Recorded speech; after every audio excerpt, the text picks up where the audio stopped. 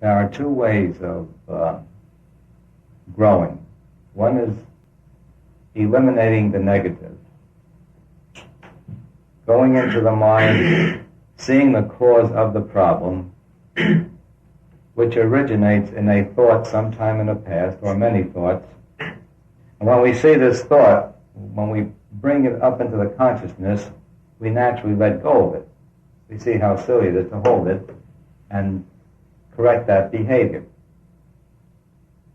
However, the better way is to quiet the mind and to see who and what you are. I am that I am he.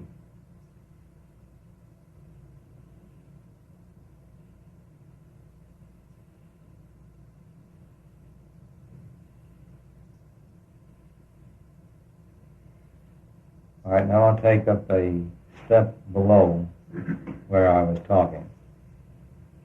This so-called apparency called the world.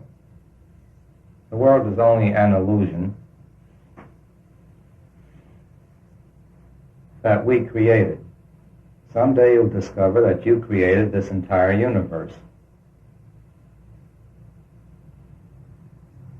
The method of creating is by first creating what we call a mind. We create our mind, which is nothing but a composite of all our thoughts. And thoughts create the material world.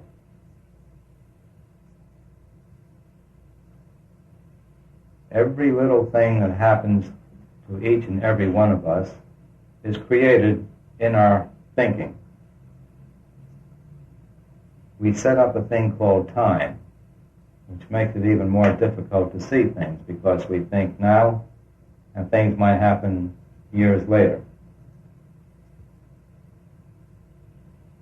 But the only creator there is the mind, your mind. Is God a creator? Yes, because you are. Thou art that. You set up a mind, and the mind creates.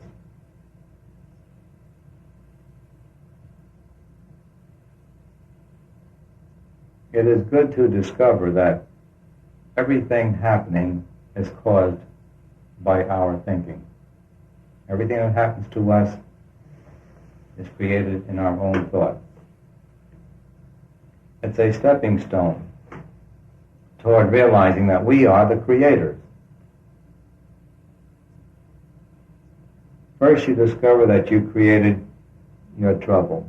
Then you discover that you can create good things. Then you discover that you can create anything you desire. After you discover that there is nothing that you cannot create, you're still unhappy. The reason being that you have separated yourself from the one. So then you try to control the mind. You have already gained control over matter. You control the mind in ways like, if you have pain, you don't feel it. If it's cold outside, you feel warm. If it's hot, you feel comfortable. This can be done mentally. This is in the line of getting mental control.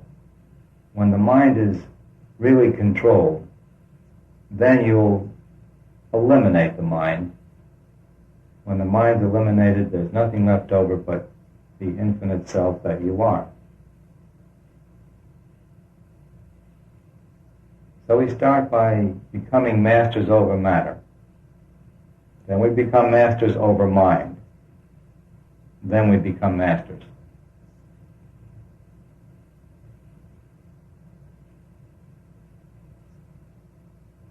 So if there are any problems that remain, they only remain because you are holding on to them. The moment you let go of them, They are gone. If you tell me that isn't so for you, that isn't true.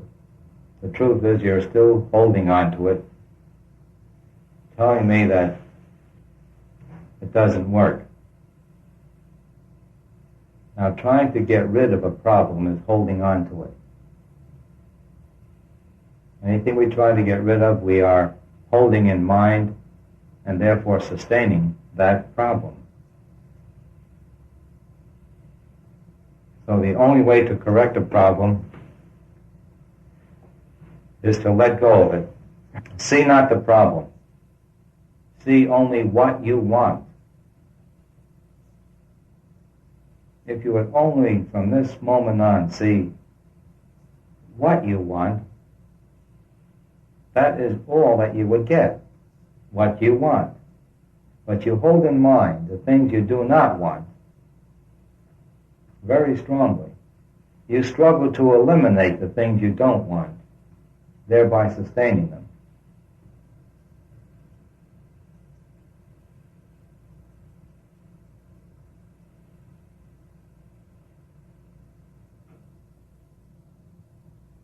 You should have only one desire. A desire for complete liberation, complete realization. Any other desire will keep you in trouble. We should try to let go of all desires. We should not try to fulfill any desires. Every time we fulfill a desire, we strengthen that desire rather than weaken it. Which I believe is obvious to all of us.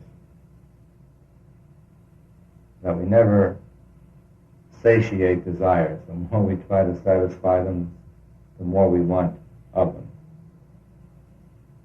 So it's better to not satisfy desires. And by doing so, the mind gets quieter.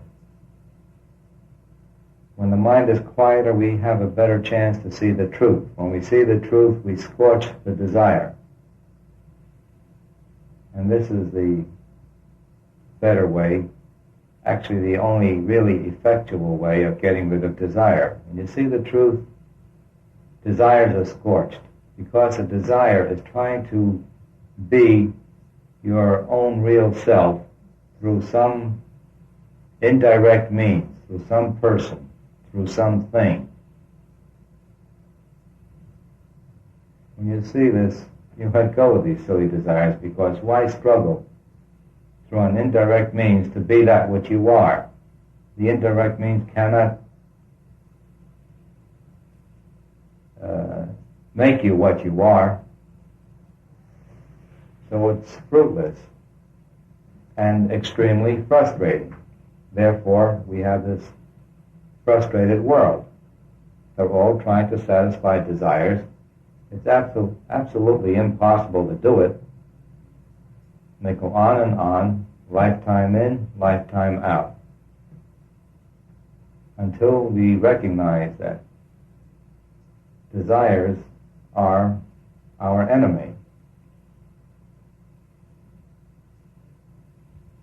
Desire is an admission of lack. If I am the infinite one, I desire nothing. I am the all. We must get back to that state by behaving as one would in that state. The greatest behavior that we can perform is living as a fully realized being would live. Try to attain the desirelessness state. Try to attain the state of dispassion. No attachments, no aversions. Try to attain the state of equanimity, a feeling of equal-mindedness toward everything, everyone. Acting this way will push us toward being that way By eliminating the effects out there, we help to eliminate the cause.